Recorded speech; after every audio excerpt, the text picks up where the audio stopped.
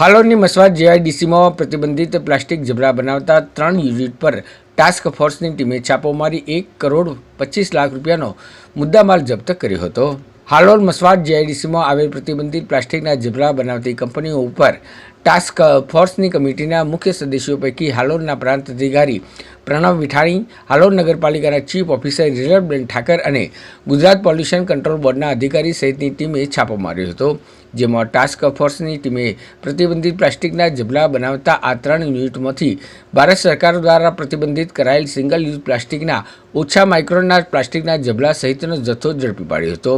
જેમાં આ 3 યુનિટમાંથી ટાસ્ક ફોર્સની ટીમે 53 ટનની આસપાસ પ્લાસ્ટિક પ્રતિબંધિત જબલા અને 70 ટન જેટલા પ્લાસ્ટિકના દાણાનો જથ્થો સહિત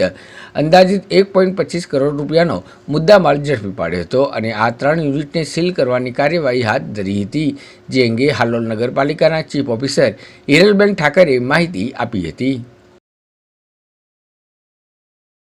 ટાસ્ક ફોર્સ કમિટી દ્વારા મસવાડ જીઆઈડીસી વિસ્તારમાં 3 યુનિટ ઉપર રેડ કરવામાં આવી અને એમાં પ્રતિબંધિત પ્લાસ્ટિક જે છે 53 ટન અને પ્લાસ્ટિકના દાણા 70 ટન જેટલા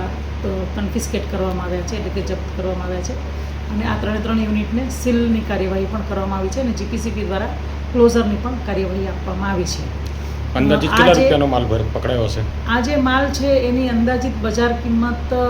1.25 કરોડના આજુબાજુ થવા જાય છે। ચીફ ઓફિસર હિરલ ઠાકર, હાલોલ નગરપાલિકા।